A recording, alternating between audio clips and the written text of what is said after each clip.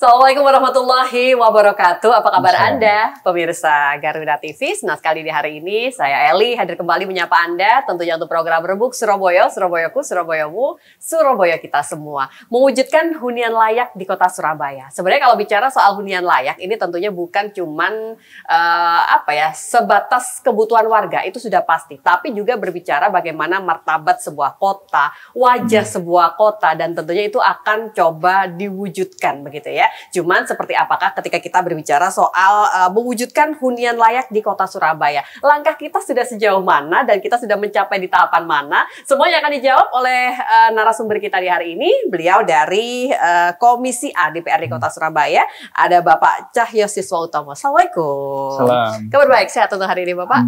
Wah, ini sebenarnya saya langsung ngobrol tepat dengan narasumbernya. Beliau yang merupakan sekretaris Pansus juga ya Pak ya untuk hunian layak di kota Surabaya. Bapak boleh dibuka dulu obrolan kita di hari ini, sejauh mana kita melangkah untuk bisa mewujudkan sebuah hunian yang layak bagi warga di kota Surabaya, Pak Cahyo? Ya, untuk Pansus sendiri kami sudah mengundang mulai dari akademisi, kemudian beberapa dinas, BPN, bahkan terakhir kami kunjungan ke Kementerian PKP, ya, Perumahan dan Kawasan Permukiman juga kami juga studi banding ke salah satu rusun di DKI Jakarta, ada rusun Pasar Rumput di sana yang mungkin bisa jadi benchmarking solusi hunian yang layak di kota Surabaya. Gambarannya Bapak, sekaligus kita juga pengen tahu oleh-oleh dari Jakarta peninjau secara langsung, apa ini yang bisa kita coba implementasikan di kota Surabaya, Pak Cahyo? Ya, kondisinya di sana? Di sana mungkin kondisi metropolis ya, mungkin lebih metropolis dari Surabaya, tapi itu juga menjadi solusi untuk warga yang kemudian membutuhkan hunian, dan huniannya itu layak. Kemarin kami mengunjungi langsung di rusun itu, insya Allah layak itu rusunnya. Kemudian juga terintegrasi dengan pasar karena berdiri di atas aset BUMD Pasar Jaya di situ, sehingga kebutuhannya bisa selesai di situ warga, dan insya Allah juga akses kepada transportasi massal dan sebagainya sudah cukup disediakan. Dari segi fasilitas Pak, gambarnya seperti apa yang Bapak Cahyo lihat di sana, Pak Cahyo? Iya, dari segi fasilitas di rusun di Pasar Rumput itu, kalau mungkin kita lihat di TikTok atau mungkin di IG, itu ketika kita ketik Pasar Rumput gitu ya, rusun itu nomor 1 langsung keluar. Nah itu di sana ada 3 tower di sana, 3 tower 25 lantai masing-masing towernya. Kemudian di lantai dasar-dasar itu, lantai 1, lantai 2 ini peruntukannya untuk pasar dan kios, lantai 3 untuk kebutuhan fasilitas umum dan sebagainya. Baru kemudian di lantai 4 ke atas itu full hunian. Oke. Saya membayangkan dari cerita Bapak ini seperti gambarnya bukan sekedar rusun begitu ya, sudah mirip-mirip dengan apartemen begitukah? Iya, mirip apartemen. Karena memang semua fasilitasnya agak beda dikit lah. Dan itu apakah sangat mungkin Pak untuk coba diwujudkan, kita implementasikan di kota kita tercinta ini Pak Cahyo? Ya, semoga bisa kita implementasikan ya, karena memang ada beberapa faktor yang juga harus kita pertimbangkan di kota Surabaya. Seperti apa itu Pak? Termasuk kulturnya, kemudian yang mungkin paling kita harus pikirkan bagaimana mewujudkan itu dari sisi anggaran juga, karena memang secara pembangunannya juga nanti biaya operasionalnya itu lumayan, nah itu harus dihitung dengan cermat. Itulah kenapa misal kalau kita ketahui bersama bangunan yang kemudian seperti rumah susun itu, ketika ketinggiannya di atas 5 lantai berarti dia harus menyediakan lift. Nah, ketika menyediakan lift itu berarti harus ada operasional cost yang harus dihitung. Itulah kenapa di kota Surabaya ini beberapa rusun gitu ya, rumah susun di Surabaya itu tidak lebih dari 5 lantai. Karena itu tadi, alasan itu tadi Pak Cahyo. Ada operasional cost yang harus dihitung. Baik, Bapak, dengan oleh-oleh yang didapatkan dari Jakarta, saya ingin kembali untuk kota Surabaya sendiri. Sampai dengan hari ini potret atau juga wajah hunian, atau juga mungkin kalau kita mungkin boleh melihat rusunami, rusunawa begitu ya. Seperti apa Bapak di kota Surabaya? Dari sisi antrian saja, ya ini informasi yang saya dapatkan, ada yang menyampaikan 9.000, 10.000 antriannya sampai belasan ribu, gitu ya. Yang itu dalam proses antrian. Nah, kemudian ketika kita konfirmasi ke pemerintah kota Surabaya, sebenarnya dari antrian itu yang kemudian sesuai dengan spesifikasi warga yang bisa menghuni di rumah susun di kota Surabaya itu berapa jumlahnya. Jumlahnya itu ternyata hanya ratusan, karena spesifikasi yang kemudian warga yang bisa menempati rumah susun itu dari pemerintah kota Surabaya hanya keluarga miskin. Okay. Pertanyaannya bagaimana dengan belasan yang ribuan tadi? Kalau dari yang sekitar 9.000 sampai belasan ribu itu hanya sekitar ratusan yang bisa masuk ke rumah susun, kan berarti harus ada solusi yang lebih komprehensif lagi terkait dengan kebutuhan hunian. Oke, Pak Cahyo, tapi kalau pertanyaan warga adalah setransparansi apa Pak berkaitan dengan waiting list yang begitu panjang, warga banyak yang butuh, tapi tentunya belum semua bisa terakomodir Bapak. Ya, kalau transparansi tentu kita harus bertanya ke pemerintah kota Surabaya sampai seberapa. Tapi dari Dewan melihat upaya transparansinya itu sudah cukup baik kah Pak Cahyo? Iya, makanya di yang salah satu inspirasi yang kami dapat kemarin di Jakarta itu adalah di Jakarta itu ada evaluasi penghuni itu tiap tahun. Nah, ketika penghuni ini kemudian tidak patuh atau kemudian ada pelanggaran yang dia kerjakan selama setahun itu tidak akan diperpanjang di tahun depan.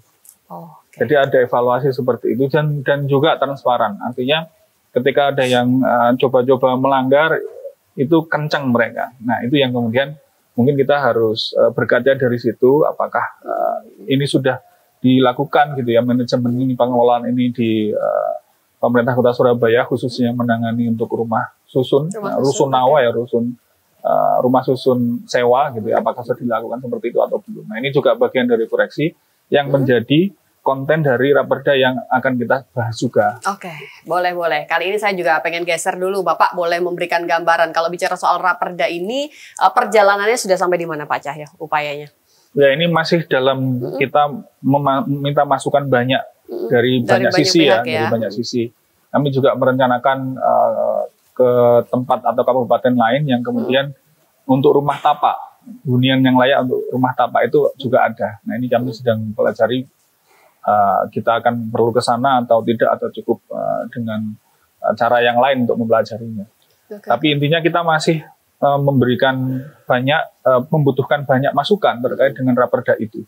Termasuk juga kita masih belum berkomunikasi dengan swasta, apakah RE atau Apersi yang mungkin bisa membantu bagaimana mewujudkan hunian yang layak di kota Surabaya. Oke, Pak, bicara soal beberapa kajian yang masih terus dilakukan untuk Raperda tadi, wajah kota kita ini akan dibawa kemana sih Pak? Penataan hunian itu sendiri Pak Jadi Cahyo. harapan kita wajah kota Surabaya nanti 5-10 tahun atau mungkin lebih mendatang itu lebih rapi, terutama di tata ruang.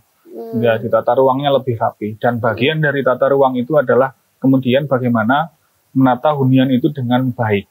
Nah, dengan baiknya itu salah satu faktor utamanya adalah hunian yang baik itu adalah hunian yang layak. Nah, itu ada definisi-definisinya yang sudah diatur di peraturan perundang-undangan termasuk juga peraturan kementerian. Oke, baik. Nanti kita akan coba lanjut kembali. Yang pasti kita harus jeda sebentar pemirsa, dan pastikan Anda tetap bersama dengan kami untuk program Rebuk Surabaya yang dipersembahkan oleh DPRD Kota Surabaya sesaat lagi untuk Anda.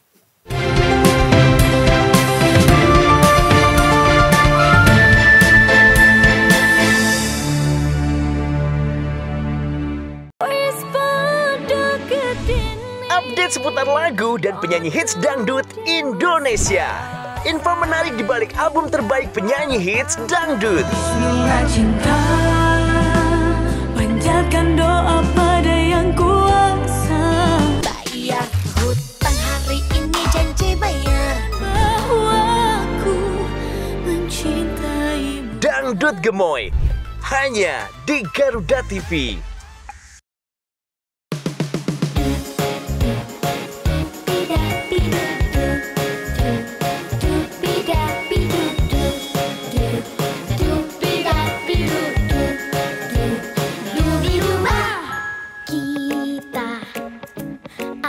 Indonesia, kita punya cita-cita menjadi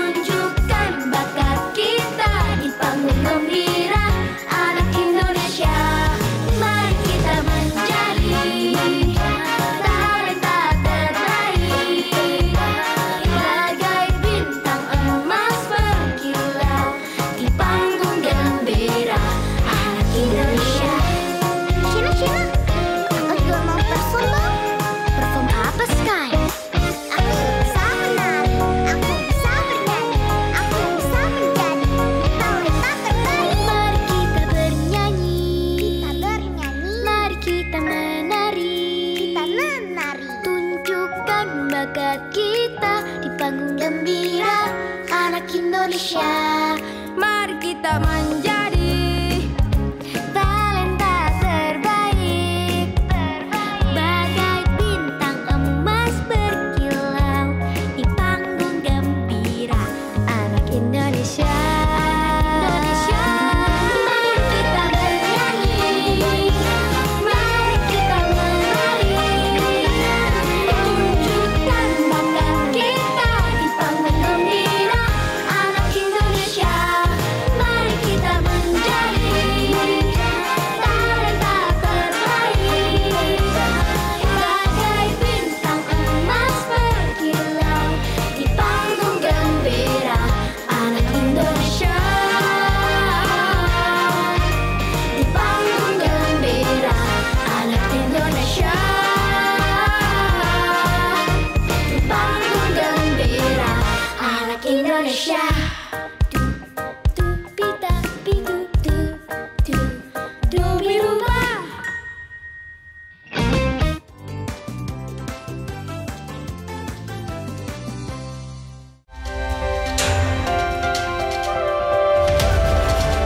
Jelajah rahasia yang belum terungkap seputar teknologi militer. 2007 dan melakukan penerbangan pertamanya. Amerika Serikat pada Temukan fakta unik di balik rancangan alutsista yang paling canggih. terbesar dan terkuat. Kolaborasi teknologi canggih dalam informasi dunia militer. Di balik senjata, hanya di Garuda TV.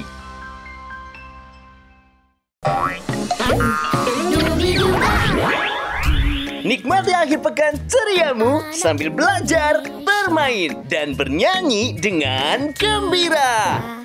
Tunjukkan bakatmu bersama Andra Jadi, Sandrika, Lovely, dan Abshina di panggung Gembira Anak Indonesia. Setiap hari Sabtu dan Minggu pukul 9 pagi. Hanya di Garuda TV.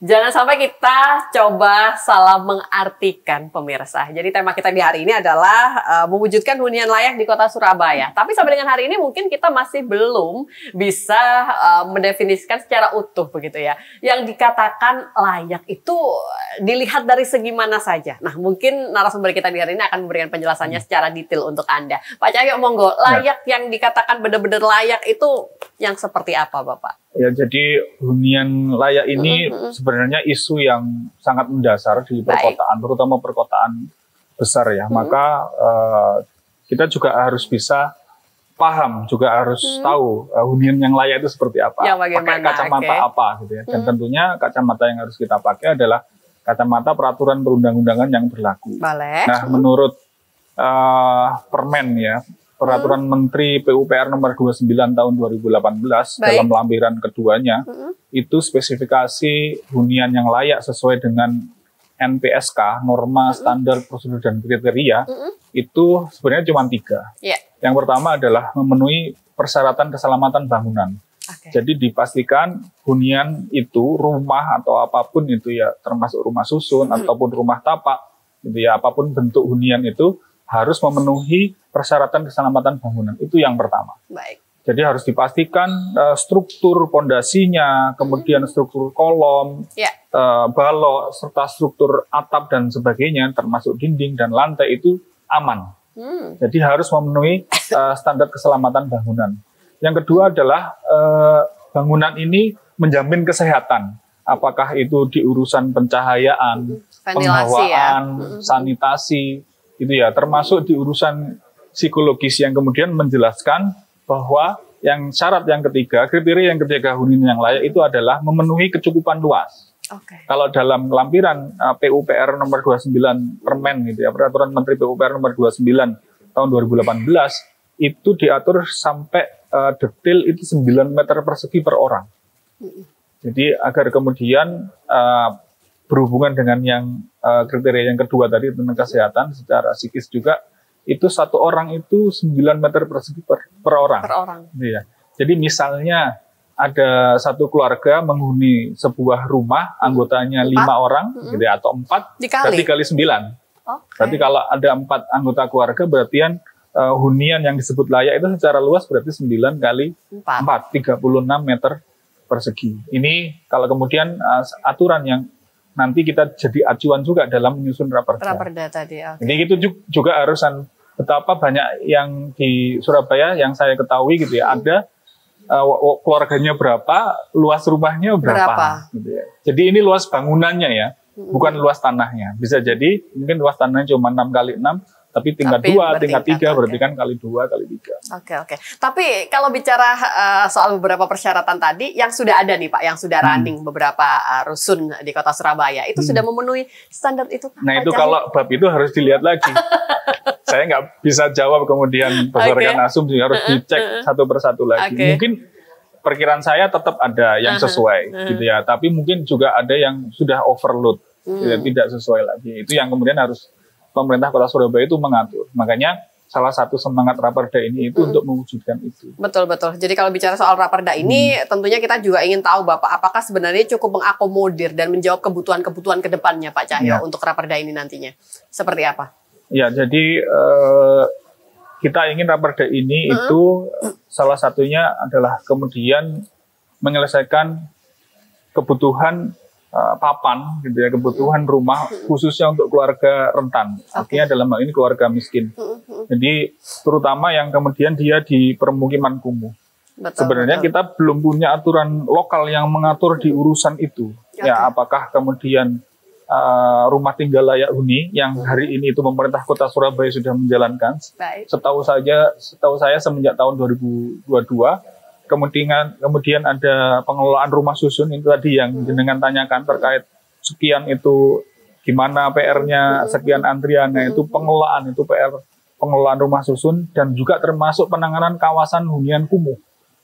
Nah, itu juga jadi PR juga. Nah, ini harapannya minimal yang saya sampaikan tadi mulai dari rutilahu, kemudian rumah susun dan penanganan kawasan kumuh ini juga menjadi concern atau yang kita bahas utama di raperda itu.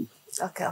Antara rutilahu, rusunawa dan juga rusunami ini akan seperti apa sih Pak ketika kita coba menelisik begitu ya? Oke, mungkin Pak Cahyo juga boleh sedikit mengevaluasi di beberapa titik rusun di Kota Surabaya itu tidak dimanfaatkan secara optimal. Artinya mungkin banyak warga yang belum bisa memanfaatkan Bapak jadi kosong dan sebagainya. Itu harusnya bisakah itu lebih dimanfaatkan mengingat antrian yang cukup panjang juga untuk bisa mendapatkan itu Pak Cahyo? Jadi dalam pembahasan kami mengundang Dinas DPR KPP ya, Dinas Perumahan Rakyat Kawasan Pemukiman dan Pertanahan, itu kami meminta evaluasi di tadi jenengan tanyakan rusun itu sampai bagaimana gitu ya, adakah kurang optimal karena apa? Ya, macam-macam karena lokasi, kemudian kurang terintegrasi dengan akses transportasi, kemudian kebutuhan terhadap pendidikan, pasar dan sebagainya. Nah itu yang kemudian harus dievaluasi. Kalau yang sekarang sudah ada, agar kemudian itu optimal penghuninya, maka yang tadi kurang itu harus dipenuhi. Gitu ya, misalnya ini ke sini tidak ada transport nih, ke sini nggak ada transportasi umum ke sini. Nah itu harus diupayakan ada. Atau kemudian jauh dari pasar, jauh dari pendidikan gitu ya, di ujungnya Surabaya, in the middle of nowhere gitu. Wah, kasihan juga. Jadi itu yang mungkin perlu dievaluasi. Atau juga mungkin evaluasi fasilitasnya, gitu ya. Apakah terlalu panas, terlalu gersang, kering dan sebagainya, itu juga jadi evaluasi. Di raperda itu nantinya cukup mengatur detailkah Pak? Artinya begini, ketika mencoba menyelesaikan persoalan pemukiman yang kumuh begitu kan, mereka butuh mungkin dibangunkan sebuah rusun. Apakah lokasi itu diatur harus berdekatan karena mungkin kehidupan mereka, mata pencarian mereka sudah di situ, atau bebas nantinya itu akan ditempatkan di mana untuk bisa lebih mengatur wajah Kota Surabaya Pak Cahyo? Tentu yang kemudian yang kita akan atur itu ya sesuai dengan definisi tadi. Maka ketika definisi itu terpenuhi, maka insya Allah hunian yang layak itu juga terpenuhi. Misal kita ngomong tentang permukiman kumuh ya. Nah, permukiman kumuh ini problemnya apa? Apakah cukup kita dengan mengintervensi dengan memperbaiki lingkungannya, sehingga dia tidak jadi kumuh, atau kemudian kita mengintervensi dengan rumah tinggal layak huni karena ada program rumah tinggal layak huni dari pemerintah Kota Surabaya, atau kemudian kita bangunkan rumah susun gitu. Itu yang kemudian latar belakang di Jakarta tadi itu ada rusun pasar rumput itu, salah satunya itu karena untuk menyelesaikan problem permasalahan lingkungan di sekitarnya. Di bantaran Sungai Kali Ciliwung itu warganya itu dialihkan ke sana. Nah itu salah satu solusinya. Tapi kita harus lihat dulu menyelesaikan permukiman kumuhnya itu dengan cara apa gitu tadi. Kalau misal cukup dengan sekali lagi dengan memperbaiki lingkungannya, fasilitasnya, lingkungan kita perbaiki sehingga tidak kumuh mungkin cukup. Jadi memang permukiman kumuh itu bisa jadi itu bukan hanya di area keluarga miskin. Tapi yang mungkin tidak tertata dengan rapi sehingga dia masuk definisi permukiman kumuh. Jadi hanya butuh perbaikan dari segi lingkungan sekitarnya. Ya, tapi sekali lagi itu perlu kita cek lapangan, kita kaji. Oke, Pak Cahyo, kalau bicara soal Rutilahu, saya ingin geser mungkin sebelum ke poin ketiga. Rutilahu sendiri Pak di kota Surabaya seperti apa Pak Cahyo? Kita sama artinya waiting listnya juga panjang, padahal itu sebuah program yang diidolakan juga sebenarnya, dibutuhkan begitu ya lebih tepatnya ya. Jadi memang sudah saya pelajari ada target dari nasional itu namanya kalau nggak salah zero backlog atau apa begitu ya. Artinya yang gimana itu Pak? Nol rumah tidak layak huni. Zero backlog kalau nanti koreksi kalau saya salah ya. Zero backlog rumah nol tidak layak huni itu tahun 2030.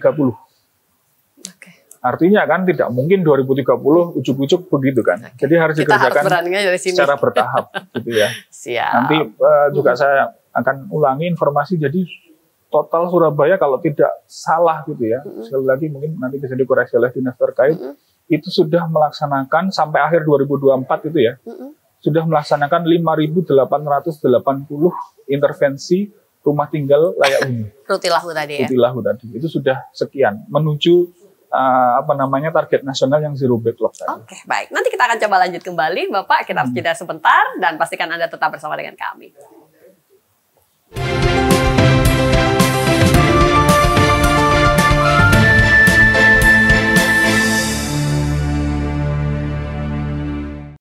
Yang baru di Garuda TV, resep rahasia di balik sajian menarik masakan Nusantara dan internasional. Untuk menambah resep hidangan di rumah Anda.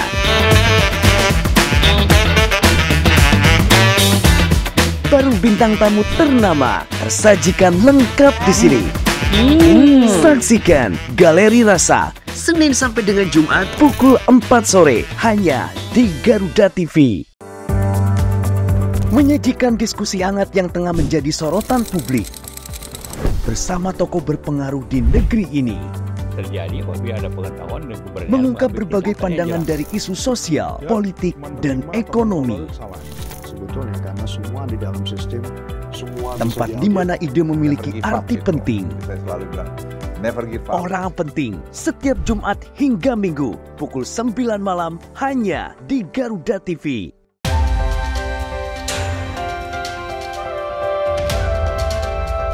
Yang pertama dan paling hangat, informasi yang menemani Anda memulai ragam aktivitas. Jadikan pagi Anda lebih berarti dengan kabar terkini. Laporan 8 pagi, setiap hari pukul 6 pagi, hanya di Garuda TV.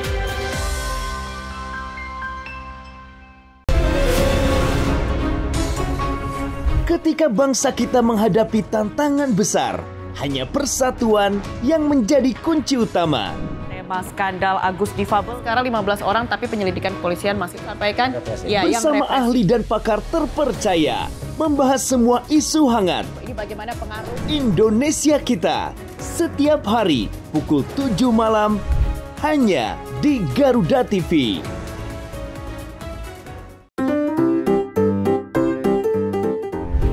Semua yang lucu ada di sini. Dan pastinya bikin weekend Anda makin seru. Yang dijamin bikin ketawa.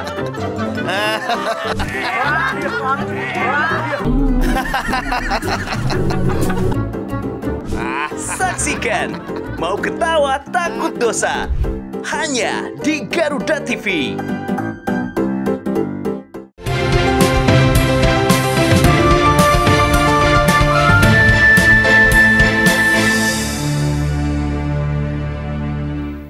Baik, terima kasih Anda yang masih bersama dengan kami, pemirsa, untuk program Rembuk Surabaya yang dipersembahkan oleh DPRD Kota Surabaya. Tentunya ada banyak hal begitu yang bisa kita dapatkan informasi secara detail dari tamu kita di hari ini, narasumber kita dari Komisi A DPRD Kota Surabaya. Jadi Pak Cahyo ini kalau bicara soal hunian yang layak, beliau memang menjadi sekretaris dari Pansus itu sendiri. Jadi akan ada banyak informasi-informasi penting yang bisa kita dapatkan. Poin berikutnya, Bapak, apakah isi dari Raperda ini benar-benar hanya fokus pada pembangunan, tapi juga pada aspek data dan lainnya, Bapak? Iya, jadi Raperda ini, makanya kita sebelum bahas pasal per pasal itu, kita butuh informasi yang banyak. Detail tadi ya. Surabaya ini hari ini sampai di mana terkait hunian yang layak itu.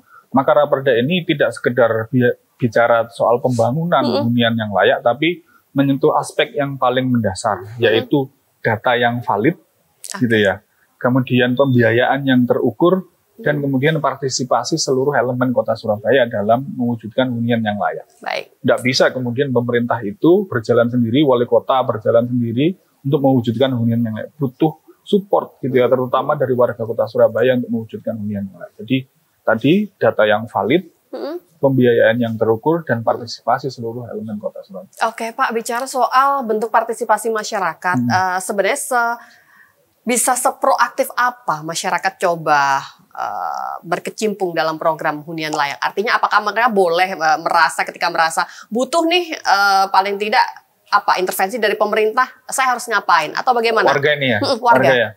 Jadi kan tadi salah satu paradoksnya hunian yang layak itu adalah perumahan kumuh ya, atau rumah kumuh. Maka salah satu upaya warga adalah kemudian memitigasi agar lingkungannya ini tidak kumuh. Rumahnya sendiri itu kemudian tidak kumuh. Rumahnya sendiri itu sesuai dengan definisi yang 3 tadi, gitu ya. Rumahnya itu dari sisi keselamatan itu aman.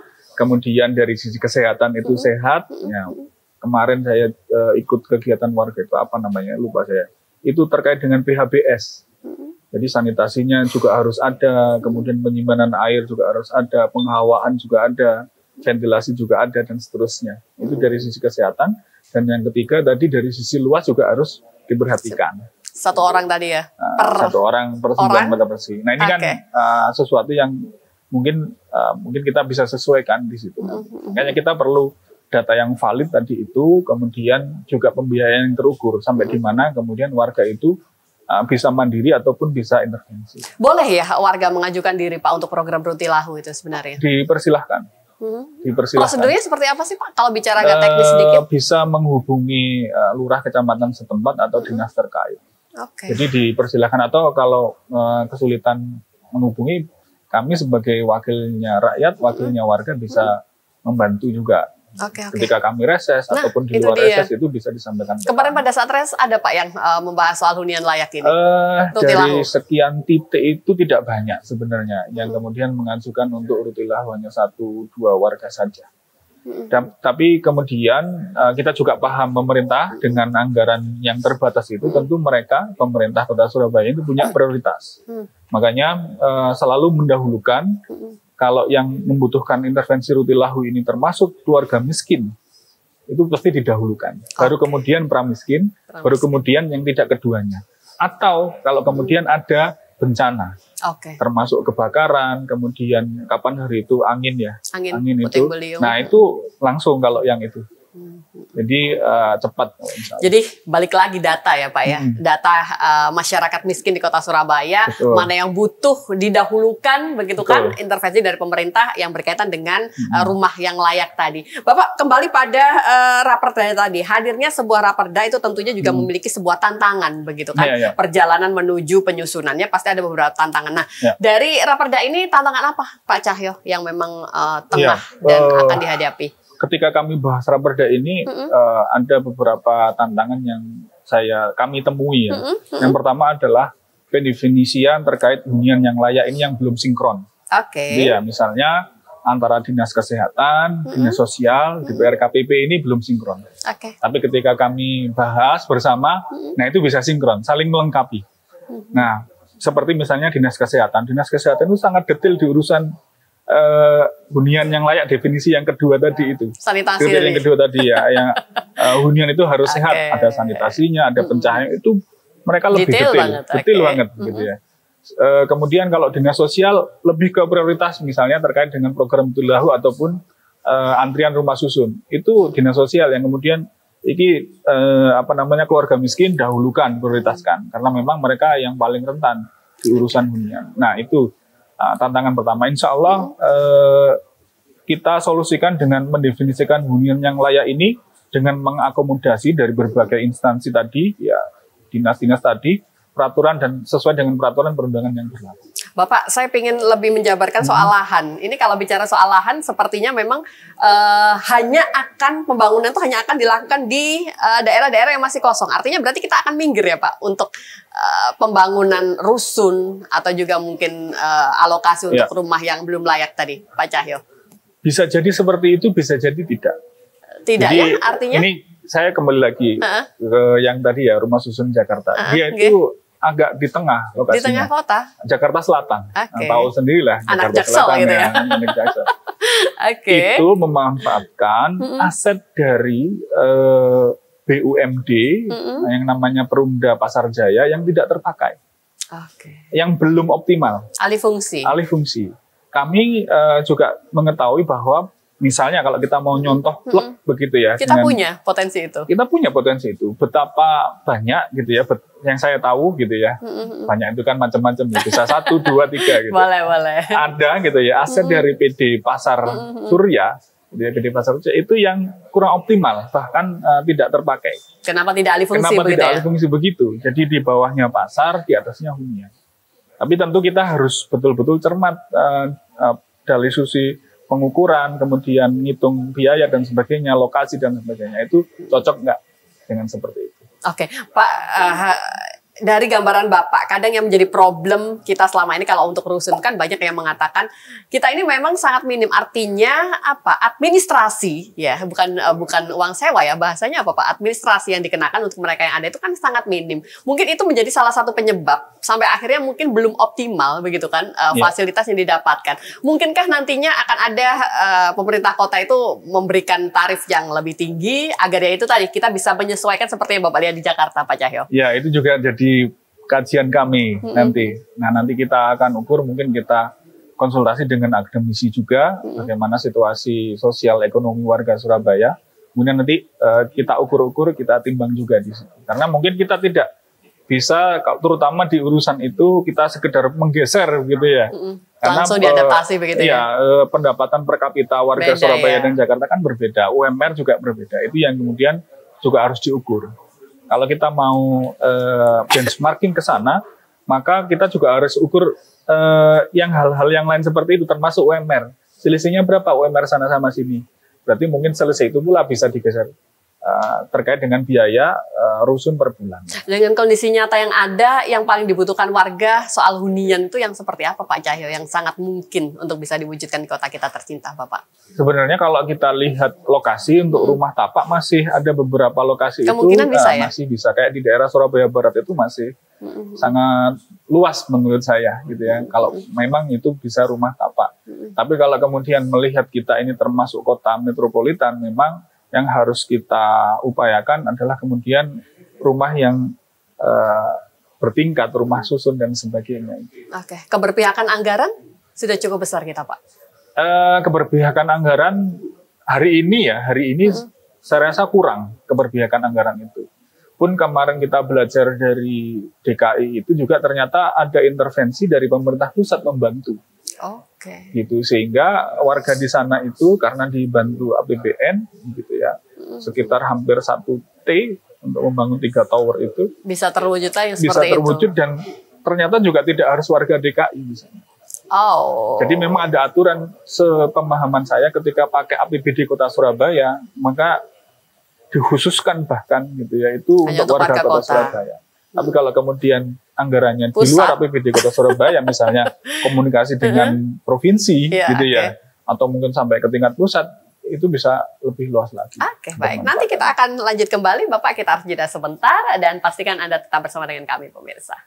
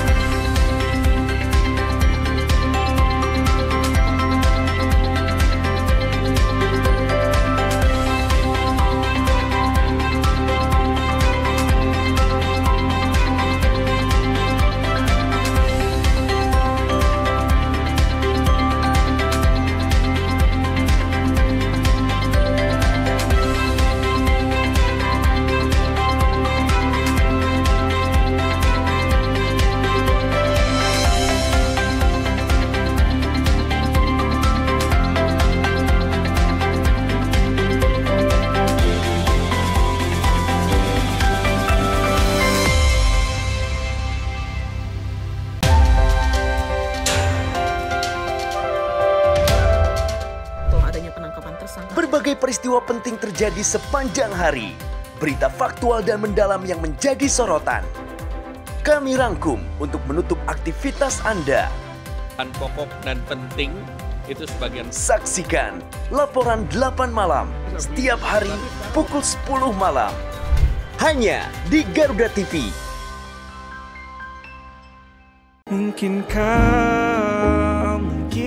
Temukan lagu-lagu hits yang sedang trending. Update playlist musik penyanyi favoritmu yang pastinya gak bakalan ketinggalan.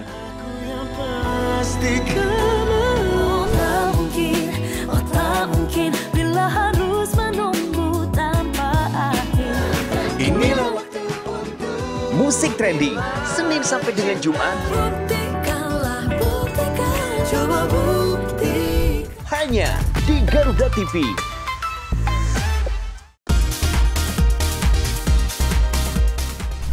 Sajian informatif mengenai ragam fakta unik dari seluruh penjuru dunia.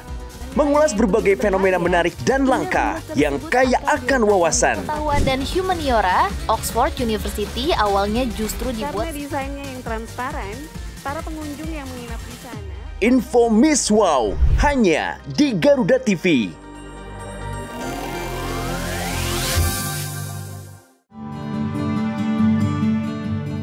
Gimana Mas? Kamu nggak boleh KDRT nanti. Penasaran dengan kisah cinta yang tersembunyi di balik sorot lampu? Cari tahu perjalanan spiritual yang akan mengubah pandangan tentang cinta kita. Amin. Bersama Tias Mirasih dan konsultan spiritual cinta yang akan mengungkap rahasia cinta para bintang ternama di Kita dan Cinta. Setiap hari pukul 1 siang hanya di Garuda TV.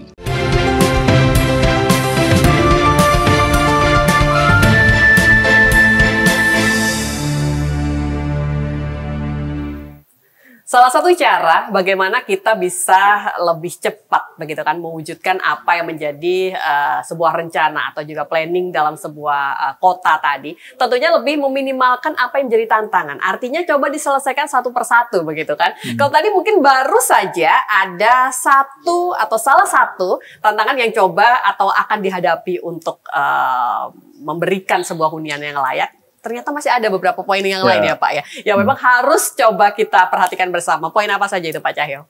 Ya, jadi kalau di pertama tadi itu kita sudah coba solusikan ya, tentang pendefinisian hunian yang layak itu dari berbagai institusi gitu ya, termasuk UPD Surabaya. Hambatan yang kedua yang kami alami ketika membentuk Raperda Hunian Layak ini adalah fragmentasi data yang berasal dari berbagai institusi yang belum terintegrasi. Artinya data dari dinas sosial terkait dengan keluarga miskin, kemudian data antrian dari DPR KPP, kemudian dari dinas kesehatan itu seperti apa, itu belum terpadu. Maka solusinya itu kami menyampaikan kepada pemerintah Kota Surabaya, terutama dinas terkait itu, untuk kemudian menjadikan satu basis data. Jadi datanya ini di situ basis. Ketika kita ingin intervensi terkait dengan antrian rumah susun, basis datanya itu, dan seterusnya. Yang ketiga ada tumpang tindih kewenangan. Gitu ya, ini kewenangan siapa? Nah itu kami juga coba selesaikan ketika kita bahas Raperda itu, sehingga nanti di Raperda itu juga diatur, agar kemudian tidak tumpang tindih. Challenge yang keempat yang kami rasakan itu adalah benchmark atau inspirasi contoh hunian yang layak, termasuk Raperdanya, di Indonesia itu yang sulit nyarinya atau sulit nyari padanannya gitu ya. Banyak yang mungkin hampir semua kota kabupaten belum menerapkan atau belum concern ke perda hunian yang layak ini. Nah itu kita juga sulit mencari benchmarking, tapi ada insya Allah. Makanya kami kemarin ke DKI, nanti mungkin ke daerah Jawa Tengah. Kemudian yang kelima tentu saja yang terakhir itu keterbatasan anggaran. Ya, termasuk itu tadi ya, keberpihakan tadi. Ya, keberpihakan anggaran, termasuk juga lahan yang sesuai dengan definisi tadi. Harus misalnya dapatnya di pinggir begitu ya, kan berarti harus disambungkan transportasi umumnya, harus diadakan fasilitas pendidikannya gitu ya. Mungkin juga dengan fasilitas yang lain yang harus ada. Sambungan PDAM sampai sana enggak, lalu harus narik dan seterusnya. Karena itu bagian dari turunan dari definisi Raperda pembangunan yang layak. Raperda ini nantinya juga akan mendorong Pak untuk lebih berpihak, artinya anggaran yang akan dikucurkan untuk hunian layak di Kota Surabaya lebih besar begitu Iya, Pak? harapan kami begitu. Bertambah berapa persen Pak Cahyo? Nah ini kalau persennya aku hitung-hitung mana nih kalau persennya. Kalau kita lihat itu saja mungkin sekitar 1 atau 2 tim mungkin nambahnya. Tapi kita harus kaji lagi, saya tidak berani menyimpulkan itu. Bapak, sebenarnya kalau untuk Kota Surabaya ini dalam waktu dekat akan bertambah untuk rusunawa itu benarkah di beberapa titik? Surabaya Timur ya Pak kabarnya? Iya, ini sedang dikaji sekali lagi, cuman informasinya berubah dari Pemkot Surabaya. Awalnya itu 9 titik, kemudian kemarin terakhir itu 2 titik, begitu ya. Nah itu pun tampaknya mereka sedang mengkaji lokasi tersebut, begitu ya. Apakah itu ketersediaan lahan ataupun infrastruktur yang mendukungnya nanti. Itu yang kemudian harus kita pahami bersama. Tapi kalau kemudian tahun ini informasi yang kami dapatkan sepertinya baru bisa terwujud. Startnya mulai tahun depan. Kalau kemudian masuk di APBD ataupun RPJMD yang sedang kita akan mau susun juga ini. Ini ke depan kita sedang akan mau menyusun RPJMD, APBD, PAK ataupun APBD tahun 2026. Ini masih berjalan ke depan. PR-nya adalah semoga nantinya ketika terwujud itu benar-benar dimanfaatkan secara optimal dan mereka yang memang bisa atau berhak mendapatkan itu ya Pak ya. Karena kalau bicara prioritas itu tadi seperti yang Bapak jelaskan, ada sebenarnya poin-poin siapa yang berhak begitu Pak. Betul, makanya kan ada prioritas. Ini yang prioritas pertama kalau terkait kita mengintervensi bantuan hunian yang layak ini tentu yang paling rentan yaitu keluarga miskin. Baru setelah keluarga miskin, urutannya pramiskin. Pengawasan untuk prioritas itu bagaimana Pak Cahyo dari DPRD? Kalau pengawasan prioritas biasanya itu kalau ada komplain baru kita cross check kan. Tapi selama kemudian itu tidak ada komplain, biasanya kita akan cross check secara berkala. Salah satunya adalah kemudian kita menanyakan progres anggaran dan sebagainya. Pernah saya berkesempatan ngobrol dengan dinas terkait begitu ya, berkaitan dengan rumah rusun itu tadi. Banyak yang berpendapat harusnya masyarakat itu juga punya kesadaran ketika mereka perekonomiannya berubah, itu juga tidak harusnya tetap berada di situ begitu ya. Jadi harusnya bergantian. Makanya kalau yang di rusun yang kami kunjungi kemarin itu ada evaluasi setahun, Mbak. Baik. Jadi evaluasi setahun. Kalau kemudian dia sudah bisa ekonominya secara mampu, itu harusnya bergeser. Mungkin koreksi juga bagi penegakan peraturannya, ataupun juga mungkin di peraturannya juga mungkin perlu dievaluasi juga. Makanya kita semoga Raperda ini bisa menjawab urusan-urusan. Betul. Oke, kita lanjut ke poin ke-7 Bapak. Jadi berkaitan dengan sinergitas. Jadi sinergi ini bisa dikatakan menjadi kunci dari Raperda ini bisa mendorong koordinasi yang kuat antara OPD yang ada di pemerintah Kota Surabaya. Tanggapan Pak Cahyo. Ya, jadi pelaksanaan sinergi ini harus melalui forum koordinasi lintas OPD dengan rencana aksi tahunan bersama gitu ya. Jadi kalau perlu itu berkala, entah 3 bulan sekali, 1 semester sekali, agar kemudian pelaksanaan Raperda ini sinerginya itu bisa optimal gitu ya. Maka sinergi ini melibatkan yang pertama adalah swasta dan perguruan tinggi ini dilibatkan dalam riset, desain, hingga kalau terkait dengan swasta program CSR-nya. Makanya kami juga merencanakan rapat juga, kita mengundang dari Apersi dan REI juga nanti. Ini kami belum sempat, ada kereta lewat ini yang harus kita bahas yang lainnya. Kemudian ada masyarakat juga yang menjadi subjek. Jadi warga ini, masyarakat ini jangan jadi objek saja, tapi juga jadi subjek. Ikut dalam pendataan, perencanaan, dan pengawasan tadi. Kalau kemudian ada hal-hal yang perlu dikoreksi ke pemerintah Kota Surabaya, bisa disampaikan ke dinas terkait atau kepada kami untuk kemudian kita sampaikan ke pemerintah Kota Surabaya. Jadi ini bukan kerja sektoral, tapi kolaboratif. Masing-masing itu punya tanggung jawab dan haknya sendiri, sehingga saling melengkapi. Nah, dalam pembahasan ini kita melibatkan berbagai pihak terkait, mulai dari yang tadi saya sebutkan akademisi, untuk kita dapatkan pandangannya, ya di awal bahkan akademisi itu Pak Suparto Wijoyo. Kemudian pengusaha nanti juga terkait hunian, apakah sejauh mana mereka bisa membantu kita agar mereka juga tetap bisa tidak rugi begitu ya. BUMD terkait hunian ya seperti YKP ataupun yang lainnya.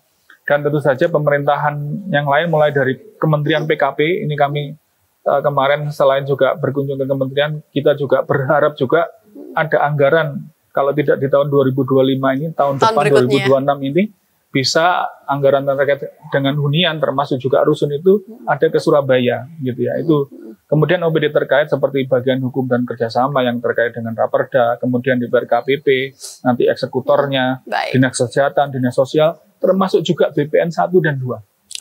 Badan Pertahanan Nasional itu juga diharapkan juga terlibat karena ini juga yang harus kita perhatikan terkait dengan unsur hukum kepemilikan terhadap tanah. Oke, baik. Pak Cahyo, saya pengen lanjut ini untuk tentang visi masa depan. Jadi walaupun kita masih sedang berjalan, sedang menata begitu kan. Ketika nanti aturannya itu raperdanya sudah jadi, sudah disahkan menjadi perda begitu ya. Seperti apa kita boleh membayangkan Bapak di sini untuk wajah hunian di Kota Surabaya 5 atau juga 10 tahun mendatang, Pak Cahyo? Iya, harapannya ke depan kami bayangkan 5-10 tahun ke depan jika raperda ini sudah jadi perda, kemudian dilaksanakan, ditegakkan perdanya, kemudian dikuatkan juga dengan perwali dan seterusnya. Itu harapannya di Surabaya ini tata ruang dan wilayahnya ini optimal, baik gitu ya. Kemudian yang kedua, tidak ada lagi warga yang tinggal di rumah tidak layak huni. Yang menjadi prihatin kita bersama. Kemudian rumah susun ini bukan hanya sekedar rumah susun, tapi jadi pusat kehidupan komunitas. Maka di situ ada pasar atau pusat perbelanjaan, ada fasilitas pendidikan, dan yang lainnya. Gitu ya. Jadi bukan sekedar hunian. Kemudian kita juga berharap permukiman kumuh ini bisa tidak ada gitu ya, menjadi kampung sehat di permukiman kumuh ini. Dan yang terakhir harapannya juga ini, karena kita ingin menjadi kota dunia yang maju, betul. Surabaya kota dunia. Gitu ya. Itu harapannya terintegrasi dengan teknologi, lingkungan dan budaya lokal. Itu harapan kita bersama bagaimana Surabaya ini jadi smart city didukung oleh smart village. Karena tidak ada kota kalau tidak ada kampung-kampung gitu ya. Tidak akan disebut Surabaya kalau tidak ada RT, RW tertentu, kelurahan tertentu. Karena kita mulai yang itu disebut semua Surabaya dari bawah. itu dari bawah. Ketika kita ngomong smart city, maka yang di bawahnya pasti ada smart village atau kampung smart gitu ya. Tadi ya. Oke, baik. Kita membayangkan memang kalau ditanya wajah kota Surabaya itu tidak hanya yang berada di tengah kota saja, tapi kita mau bergeser pun ke pinggir kota Surabaya itu tetap bisa mencerminkan ini loh wajah dari kota Surabaya. Kita jeda sebentar dan pastikan Anda tetap bersama dengan kami.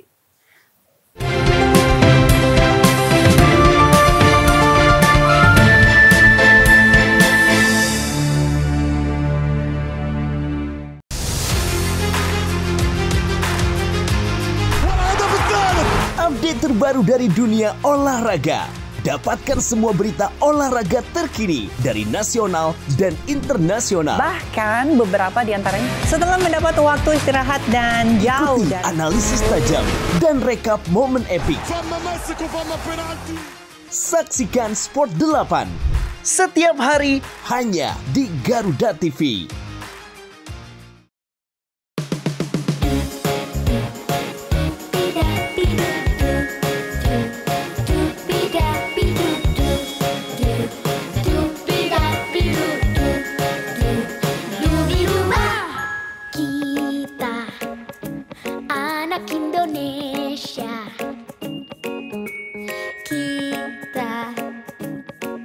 Cita-cita menjadi generasi emas yang kan lepas landas, terbang tinggi bagai Garuda, lambungkan nama Indonesia.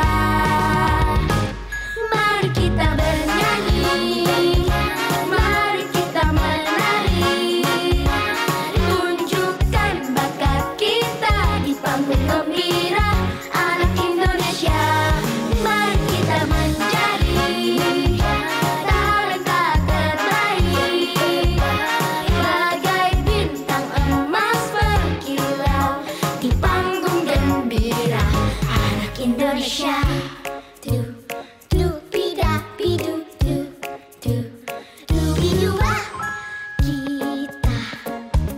anak Indonesia. ceria dalam harmoni, menjadi generasi emas yang kan lepas landas, terbang tinggi bagai Garuda, lambungkan nama Indonesia. Mari kita bernyanyi, mari kita menari, tunjukkan bakat kita di panggung gembira anak Indonesia. Mari kita menjadi talenta terbaik, bagai bintang emas berkilau di panggung gembira anak Indonesia. Shina, Shina, aku juga mau perform dong. Perform apa, Sky? Aku bisa menari, aku bisa bernyanyi, aku bisa menjadi talenta terbaik. Mari kita bernyanyi, mari kita menari, tunjukkan bakat kita di panggung gembira anak Indonesia. Mari kita menjadi Talenta terbaik, bagai bintang emas berkilau di panggung gembira anak Indonesia. Mari kita bernyanyi, mari kita menari, tunjukkan bakat kita di panggung gembira anak Indonesia. Mari kita menjadi talenta terbaik, bagai bintang emas berkilau di panggung gembira anak Indonesia. Di panggung gembira anak Indonesia. Di panggung gembira anak Indonesia.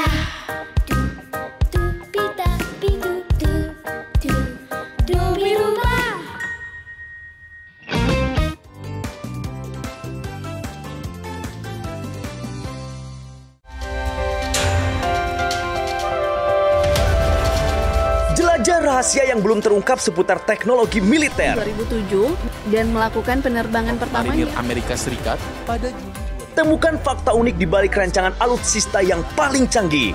terbesar dan terkuat. Kolaborasi teknologi canggih dalam informasi dunia militer. Di balik senjata, hanya di Garuda TV.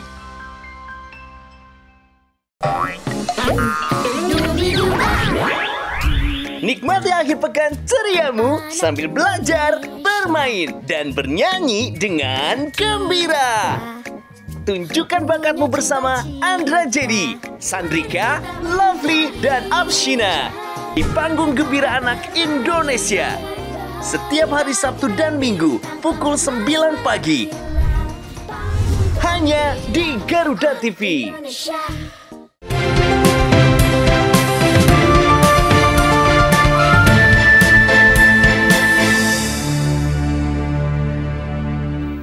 Ya, baik pemirsa Garuda TV, Anda yang masih bersama dengan kami untuk program yang dipersembahkan oleh DPRD Kota Surabaya. Dan sampai kita di segmen yang terakhir, itu artinya kita akan mendengarkan begitu ya, harapan terbesar dari Pak Cahyo setelah Raperda ini hadir, disahkan menjadi perda begitu kan. Apa hal-hal baik yang tentunya bisa kita wujudkan bersama Bapak untuk Kota Surabaya? Ya, harapan kami tentu saja yang paling mendasar tidak ada lagi warga Surabaya yang tinggal di rumah tidak layak huni. Itu harapan besar kami. Tidak ada warga Surabaya yang tinggal di rumah tidak layak huni. Itu harapan besar kami. Jadi kami ingin Raperda ini menjadi alat perubahan sosial yang nyata. Bagaimana pemerintah konsisten kemudian melaksanakannya, menegakkannya, kemudian DPRD bersama masyarakat itu aktif mengawasi. Baik. Dan kemudian semua pihak itu bergotong royong, bergotong royong, tidak hanya menuntut kepada pemerintah Kota Surabaya, tetapi warga ataupun elemen Kota Surabaya yang lainnya itu bergotong royong mewujudkan Surabaya itu menjadi kota layak dunia yang maju, humanis dan berkelanjutan, terutama di urusan hunian yang layak. Itu harapan kami. Oke. semoga ini nantinya bisa benar-benar terwujud dan tentunya ada mungkin satu pesan untuk masyarakat Pak. Karena tadi dorongan dari masyarakat, dukungan ini tentunya juga sangat dibutuhkan. Seperti apa Pak Cahyo? Iya. Sebagai penutup. Jadi saya tambahkan nggak hanya untuk masyarakat, yang pertama untuk pemerintah Kota Surabaya dulu. Boleh, monggo. Jadi pemerintah Kota Surabaya harapannya setelah raperda ini nanti selesai, jadi perda disetujui oleh gubernur, harapannya dilengkapi dengan perwali. Yang kemudian mendukung perda ini bisa optimal dilaksanakan. Dengan semangat kolaboratif, kemudian data yang ada dikelola oleh pemerintah ini harus valid, kemudian sehingga intervensinya itu tepat sasaran, kemudian terwujud hunian yang layak ini untuk semua warga Surabaya. Itu harapan saya kepada pemerintah Kota Surabaya. Dan kepada warga Surabaya, jangan pasif. Mari kita menjadi mitra yang aktif bersama pemerintah Kota Surabaya, ikut mengawasi, ikut menjaga, karena hunian yang layak ini bukan sekedar hak, bukan sekedar bantuan. Jadi Pemkot ini nggak bisa berjalan sendiri, harus ada dukungan dari segenap warga Surabaya agar kemudian wajah Kota Surabaya ini adalah wajah kota dunia, gitu ya, wajah kota dunia yang kemudian dari sisi hunian ini juga hunian yang layak tadi. Oke, insya Allah. Baik, terima kasih sekali Bapak untuk waktunya yang sudah diberikan untuk Garuda TV. Insya Allah apa yang disampaikan di hari ini bisa memberikan manfaat untuk kita bersama. Saya Ali pamit undur diri. Wassalamualaikum warahmatullahi wabarakatuh. Waalaikumsalam. Matur nuwun Bapak.